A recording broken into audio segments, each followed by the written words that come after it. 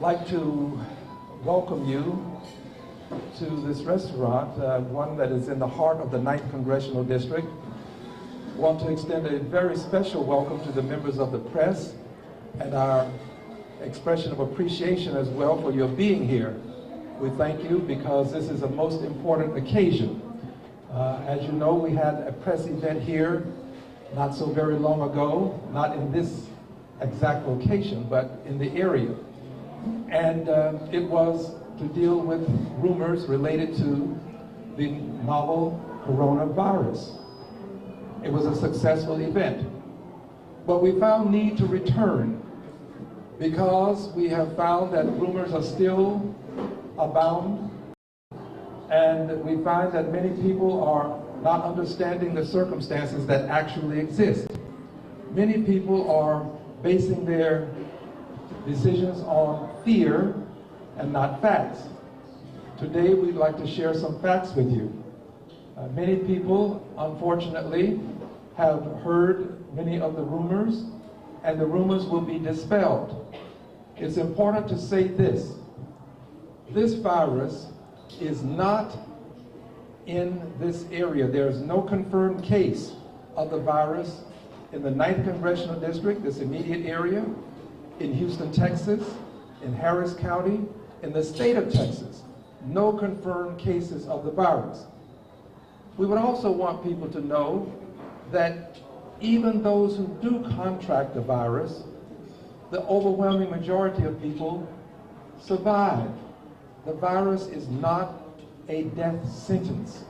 People survive the virus, and we'll have health department officials who will speak to this in just a moment. Now let me say a few things about the event itself. I am honored to have with me someone who has become a friend almost instantly. He has a very warm personality, and he and I have been able to have great conversations about a good many things. He is my guest today, and as my guest, I am responsible for his comfort. If it becomes too cold, I have to turn up the heat. If it becomes too hot, we have to cool the temperature. He is my guest. And today we're not here to discuss the geopolitical circumstances that may exist between various nations. We're not here as Democrats, Republicans. We're not here as persons who have various philosophies that may not always coincide with each other. We're here today because of a health crisis that is global in scope, that should be properly recognized, but that should not be feared to the extent that the fear itself creates more harm than the health crisis does. We are here to speak truthfully about circumstances that impact everyone across the globe, but not to the extent that we should panic. Dr. King reminded us that life is an inescapable network of mutuality, tied to a single garment of destiny. What impacts one directly impacts all indirectly. What happens in China does impact us in the United States. But China and the United States working together can solve our problems and allay consternation. This is what we are attempting to do. And I'm proud that the Consul General has agreed to meet with me. We will have additional meetings, and we want to become a committee of two that perhaps will engender a spirit of brotherhood and sisterhood that will envelop our two countries. And as a result of what will happen here today, we believe that better things will happen tomorrow for this country and for China. I am honored to say to you that the Consul General lives very close to me. We live within blocks of each other. I can walk to the consulate in less than 5 minutes. We have good reason to be together because we are neighbors. And we as neighbors want to continue to do the neighborly thing, and this is to look out for each other. So again, let us now start to deal with facts and not fear. Let us understand the scope of what we're dealing with, but let us not overemphasize the negative to the extent that the positive is not recognized. There is a positive recognition that we must allow people to understand so that we can bring people back to the community, back to the businesses, back to the normalcy of life that they richly enjoy in the 9th Congressional District. At this time, I'm going to ask my friend to come up, but I want all of you to know that there'll be an ample opportunity for you to say hello again. I made sure that we brought him around the room because he enjoys meeting people. I enjoy this aspect of his persona. So those of you who would like to have additional opportunities, we'll make sure that you can say hi and perhaps get a photograph before he leaves. But at this time, Consul General Tai is going to come, and he has a very special message. He and I have talked through the message. I assure you that it will be very meaningful, very relevant, very material, and very beneficial. So please, if you would, direct your attention to the Honorable Consul General Tai Wei. Would you please come forward now, Mr. Consul General?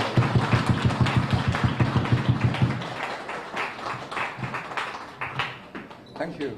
Thank you all. Yes, and we are neighbors and we are brothers. So glad to accept the invitation of ours and for the lunch meeting here. And this is the time for facts and not fear. And this is time for science, not rumors. And this is time for solidarity and not stigma. China is fighting the outbreak for the sake of the health of its own people, as well as that the world's people. With its all-out effort at home, China is reducing the risk facing countries around the world and the dangers to the people in other parts of the world. The virus is unprecedented, so as the measures China has taken. Under President Xi Jinping's leadership, China has taken the most comprehensive and rigorous preventions and control measures, and we are fully confident and capable to win the battle against the epidemic. So I just want to report to you the latest figure in China. We have confirmed around 37,294 as of 11 p.m. yesterday, Beijing time. We have also suspect cases, 28,942. The good news is the people released after the curation, the cured cases is almost 3,000. So they are cured, so the exact number is 2,898.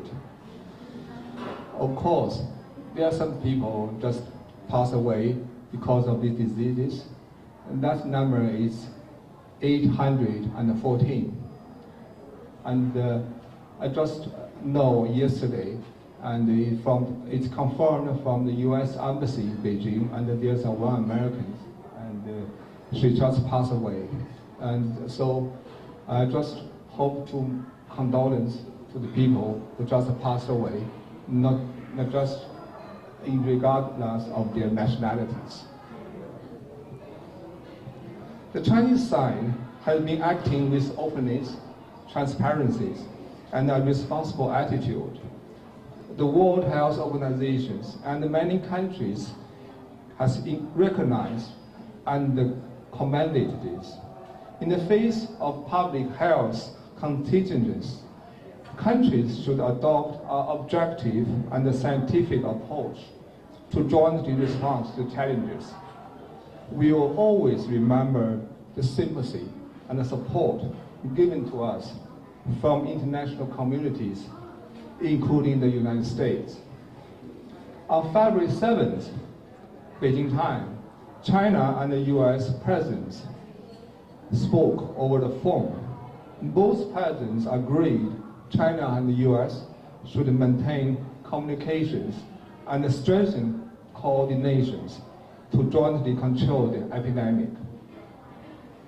Our Consul General here in Houston will continue to keep the local public correctly informed, protect the legal rights of overseas Chinese citizens and the companies, and promote local Chinese communities' development. As the consular will keep sending authoritative information, I applaud our unremitting effort to the communities, especially his recent effort addressing the local lingering coronavirus fears. As we both agreed, we firmly reject any racial discriminations, whether it is in the form of a speech, or in the form of article, or even in the form of the title of the article. Racism cannot be tolerated. The virus might be fearful in itself, but what is more fearful are rumors, panic, or reason. Finally, I would like to mention 4 key words.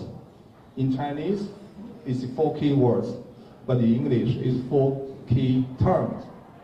Stay calm, rest assured, stay confident, and stay patient.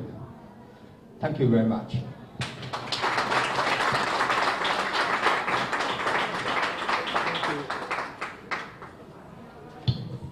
Thank you very much. I greatly appreciate your kind words.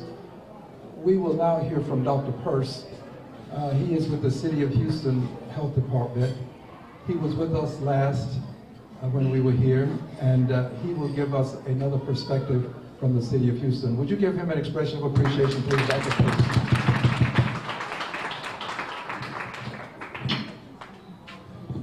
Thank you to the General Counsel and to Congressman for letting me come and speak to you today. And I'm going to reinforce a couple of points which were already made.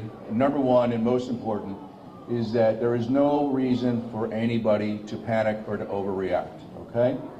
We need to base all of our decisions and our actions and our words based on fact and not fiction. We have no cases of coronavirus in Southeast Texas, in fact, no cases in Texas. So currently, our community is as safe today as it was 2 months ago. Nothing has changed, and therefore neither should any of our actions. At the same time, we do need to remain informed and educated as to what is going on locally as well as internationally. And as we move forward, should the virus come into Texas, it will be all the more important that we act intelligently and responsibly and respectfully. A very key and important thing for everyone to remember when it comes to a public health crisis, when viruses or bacteria enter a community and we want to stop that virus or that bacteria, everyone needs to feel comfortable and safe coming forward and saying, I think I may have this pathogen.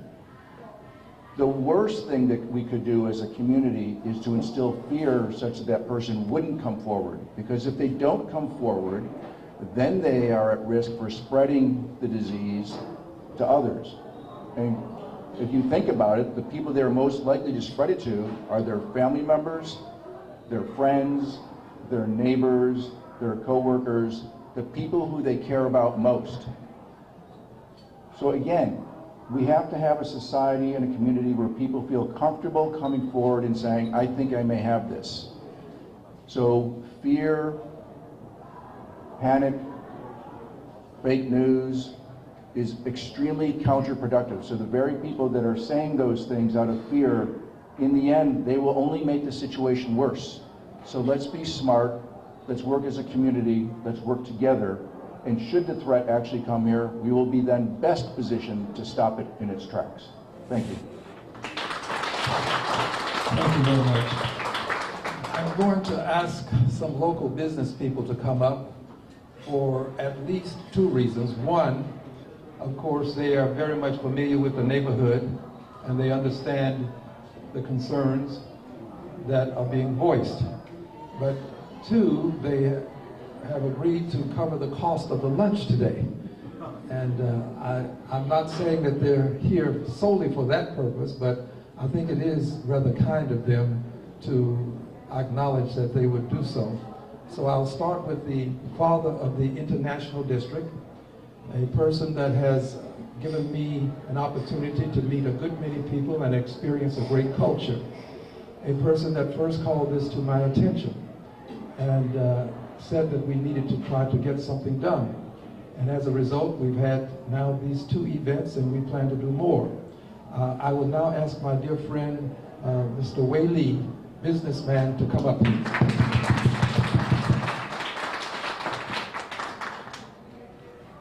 Thank you, brother. You are the best. Ladies and gentlemen, I'm so proud to be part of this event because this is our home. This is our community. So we've been here so many years. We work on a lot of hard work people, new immigrants coming to build this country. So today, if you look at the Chinatown International District, we're full of a business opportunity. That's why we care about our community. Consul General, really appreciate it. But of course, my partner, Mr. Kenneth Lee, also in charge of Southwest District. So really helping us, thank you. Thank you. Al, this is a very critical time for our community. The way you act is not just so appreciated for all of us. Thank you. Thank you so much.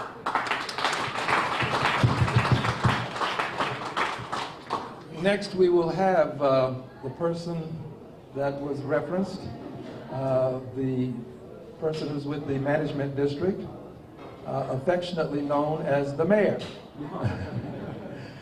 He does an outstanding job of pulling communities together. Would you please welcome now Mr. Kenneth Lee.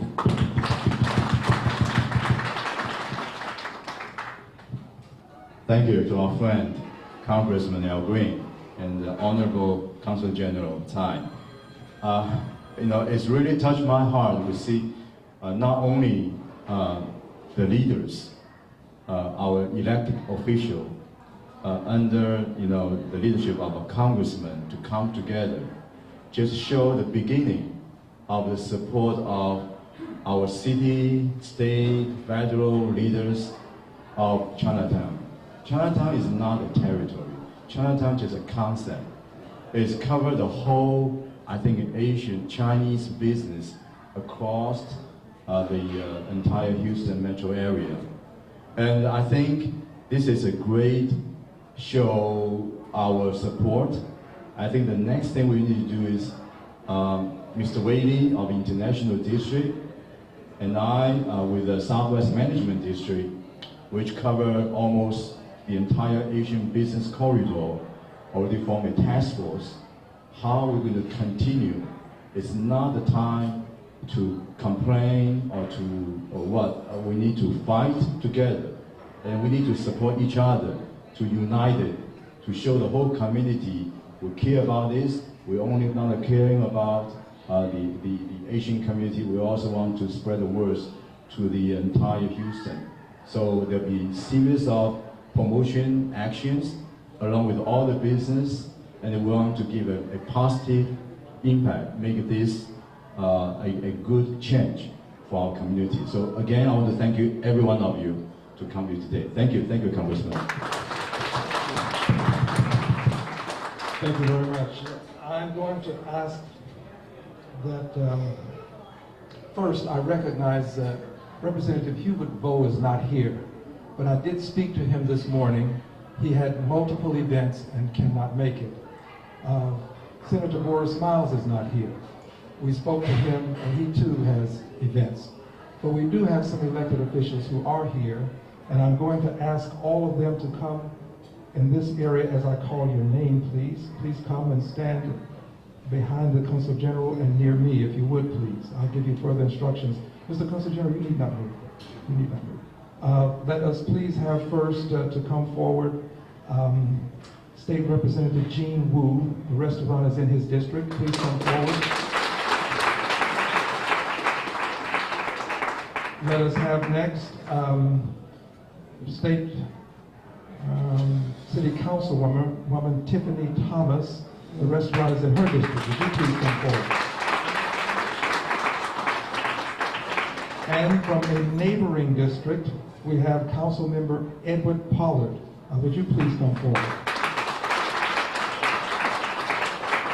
And a former member of my team in the congressional office from a neighboring district, we have Ms. Alice Chin, City Councilperson, Stafford, Texas. Each will have, because time is of the essence and we have to get to the press, but each will have just a moment to give a quick expression of appreciation and greetings. I will start with my dear friend, the Honorable Gene Wu, State Representative, if you would, please. Thank you so much. Well, we had a press conference just yesterday. I just want to say that, once again, there are no cases of coronavirus anywhere in the state of Texas, that the Asia Town corridor is safe and open for business. I've tried to make a good example of this. I've tried to eat out in Asia Town almost every single meal this week. Yesterday alone, we hosted 16 people at One Dragon. Last night we had amazing food, and you know, if you're not coming down here to eat and to shop, you are seriously missing out on a great time, and we would encourage you to come down and do so.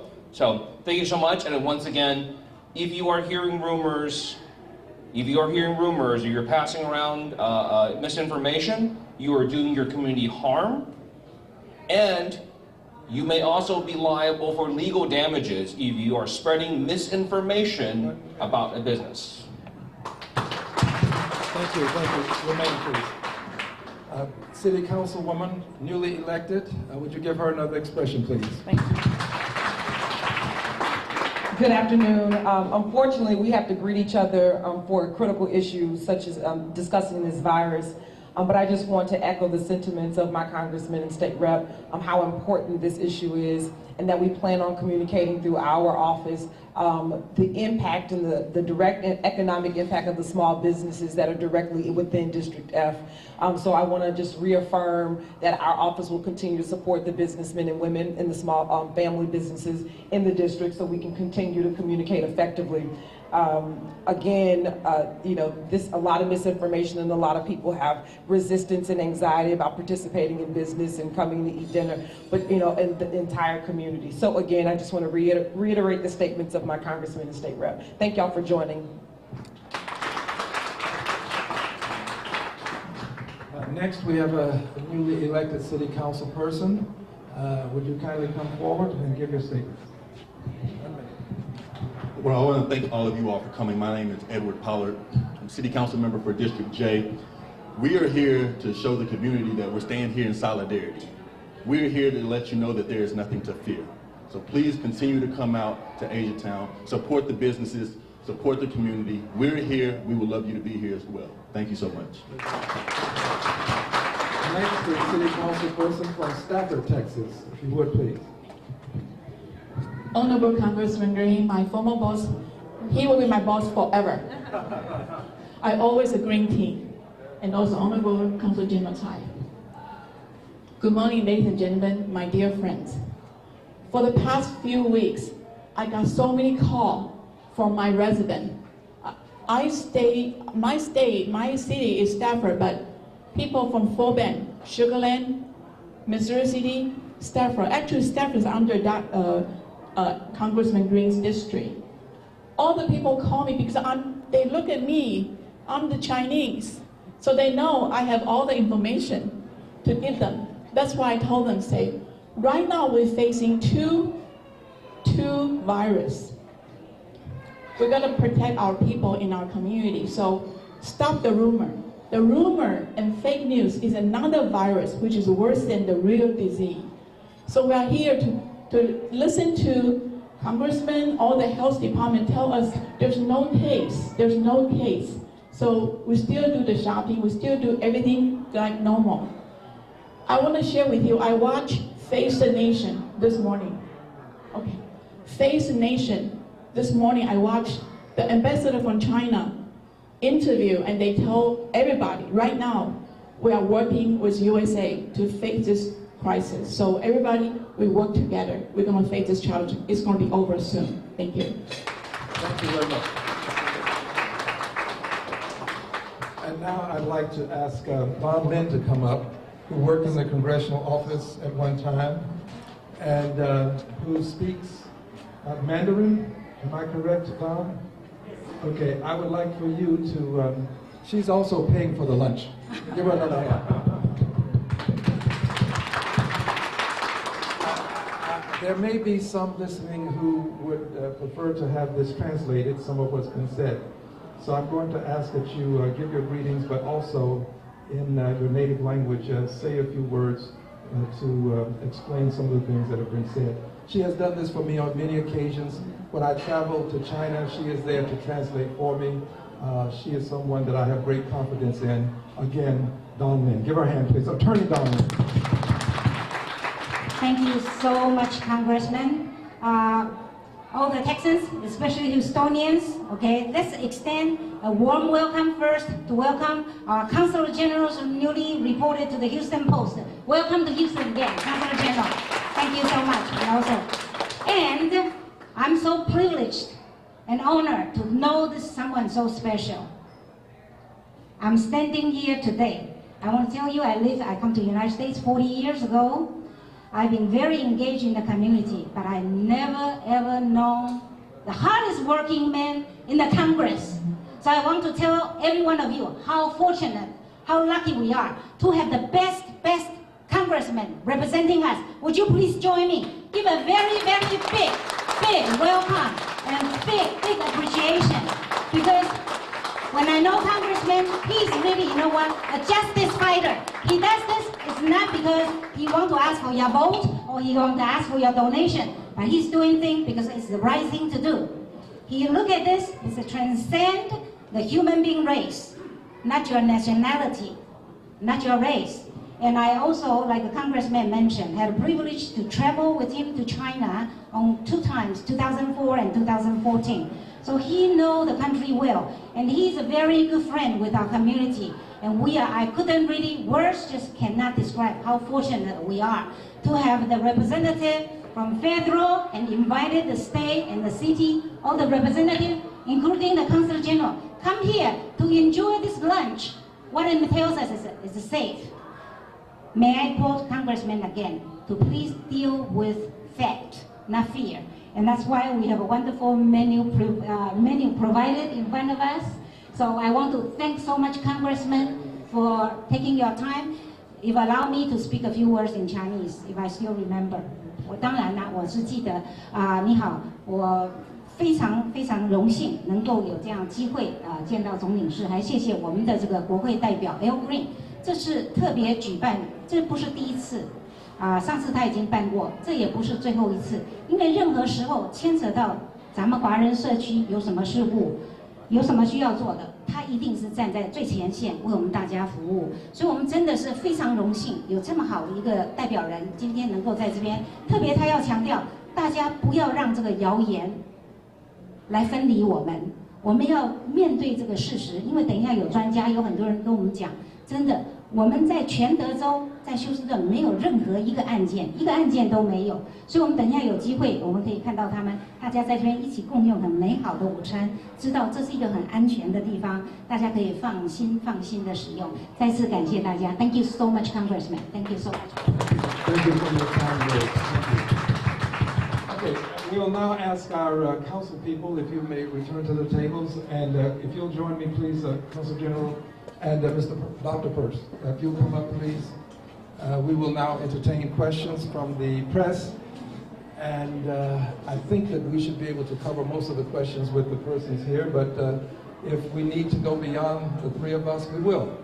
We'll start with the first member that raises his or her hand that I can recognize. Okay, we'll start here. Yes? What should someone do if they feel like they have symptoms? Where should they go? Dr. Purse will answer. If someone feels that they have the symptoms, and in addition, if they're concerned about coronavirus, that would mean that they've been with the travel of the last 14 days, then they should first call their healthcare provider, their usual healthcare provider, their doctor. If they don't have one, they can, we have plenty of public clinics that are available. Call ahead, let them know what your concern is, schedule a time so that when you arrive, they will take you directly in, isolate you, and then go through the rest of the interview and the physical exam to determine whether or not you need to be tested. But do not be afraid. That's the important thing. Go ahead and act. That's that in that person's best interest. It's also in their family, their friends, their coworkers' best interest. The next, okay, here. Mr. Congressman, in past weeks, Chinese government has done its best to control the outbreaks, such as building hospitals within days, and Chinese people also, they're trying to quarantine themselves at home. I wonder if you could share with us your thoughts on the Chinese efforts. Yes, I have had the opportunity to visit with the Consul General about additional efforts as well. And first, I would salute the country for the way it responded with hospitals. To construct a hospital in days is in and of itself something that should be recognized. The country has made an effort under President Xi to do all that is possible to contain the virus. I'm not a health expert, but looking at it as a layperson, I want to compliment the government for what it has attempted to do. And I do want to have the Consul General respond to this question, as well as Dr. Purse. So I'll start with the Consul General, and then we'll move to Dr. Purse. In terms of the efforts that China has made, the Consul General spoke highly this morning of many other efforts. Thank you, and I'll just take the podium here. And so basically, we take the unprecedented measures, and just I just mentioned. And so, first of all, we have so-called the central leading group, which is led directly by President Xi Jinping, and also we have in the State Council, and we have interagencies commissions. But it's all across 32 interagency departments, and they have the coordinations. We also send the supervising teams to Hubei provinces. And so that is in recent days, our Vice Premier, Zheng Chunlan, she's just leading the group there. This is one thing, and also we just mentioned that there's some hospitals, and the latest news is now we have the second hospital just put into place. So that is also within less than 10 days. So it's more encouraging for them. And also concerning, we have very timely and find the genomes mapping of the virus. And we share the news with WHO and also with some other countries, including the United States. And so we hope that we can, this is the global issues, we will hope we can share the information, we can do a lot of the cooperation with international communities. Also at this time, we have speed up our productions of the materials. You know that China is a major manufacturers of almost all of the products. So for the materials that we have already speed up, and we have sent a lot of medical teams from different parts of China to Wuhan and to Hubei province to have that. Because we have a system that can to make coordination within our own, and also I think there's 31 provinces in China, so all of these we have adopt very strict measures, including we highly recommend people to make self-quarantines if they come back from affected area, similar like that. Okay. So this is the things I just want to mention a few, and so there's more and more. And we have WeChat and also have Facebook or Council. So we are hoping and even more interested that you'll go to our WeChat and Facebook to find more stories. Dr. Purse. Thank you. I think there's a couple of things to comment on what is going on in China. First of all, the Chinese government, as you can imagine, as we know that when this virus breaks out, there is a potential for a huge negative economic impact.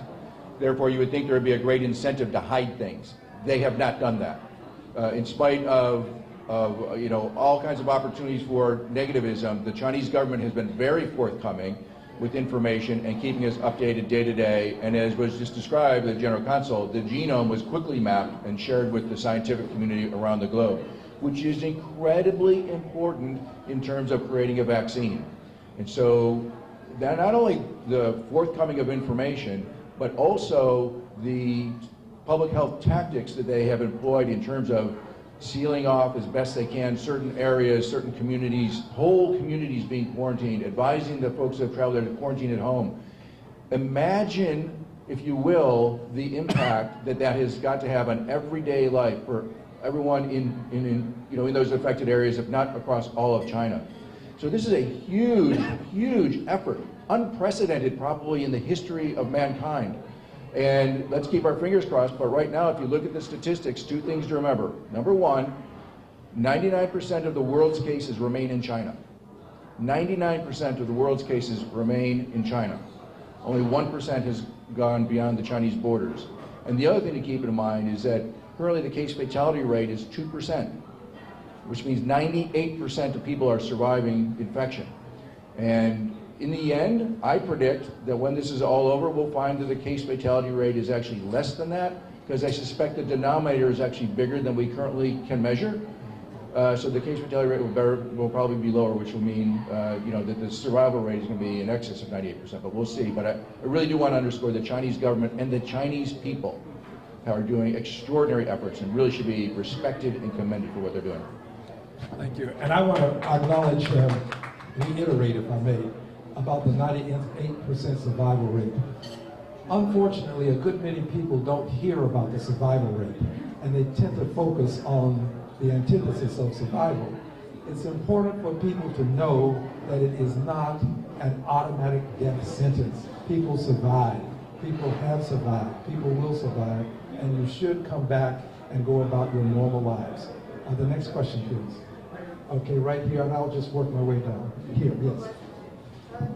Cho and KHOU has already clearly not support, even disagree the action of tourists led towards China. And right now, U.S., just as you said, complete travel cases and the tax has 0 cases. But however, U.S. still suspended the airlines between U.S. and China. So do you think under such circumstances, did U.S. government overreact to the epidemic situation? And is it one of the reasons that triggering the panic of American residents? So could you give us your comments? Thank you. More specifically, the reasons that we're here today have to do with rumors that are being spread in this neighborhood. Just last night, someone placed something online, a fictitious news story, fictitious reporter, anonymous name. I'm not going to give it any credibility by giving you the name of the publication, at least the name that they've adopted. So that's in part why we're here. The reasons that the government suspended the flights is beyond my pay grade. I don't have the intelligence associated with the decision that was made. I do hope that it is a decision that will be continually revisited, because the sooner we open up the airwaves, the sooner the skies, if you will, the sooner we open up the skies, then the more likely we'll be able to help to stem some of the consternation that we hear. I hope that we can do it as quickly as possible. Yes? Yes, sir. Can you give me a sense of the financial impact here in Chinatown? Kind of quantify it for us? I'm going to ask Mr. Wei Lee to come up. He's a businessman from the area. I just know of one restaurant that has lost $30,000 a day. This business over here, the supermarket, $30,000 a day. I visited with people in this restaurant, their business is down.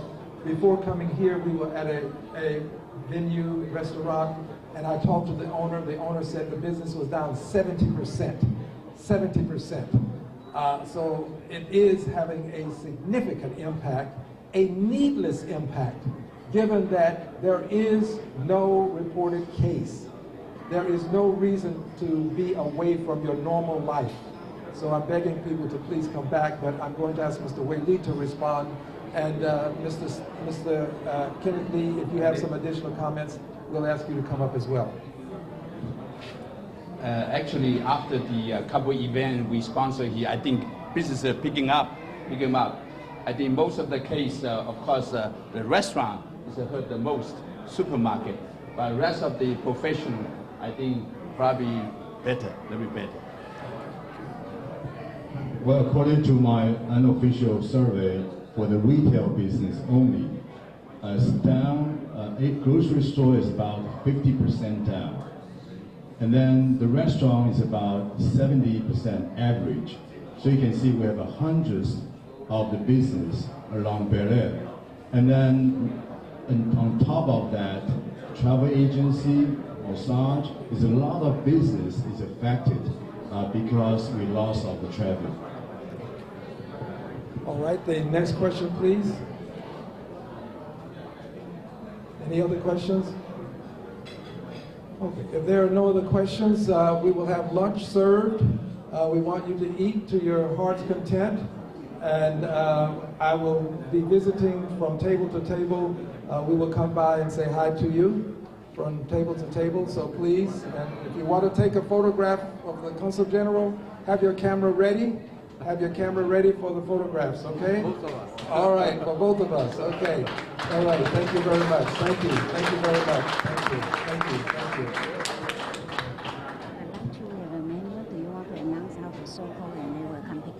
Okay. All right, I'm going to have someone give instructions on how you might place your order expeditiously. We'll do this.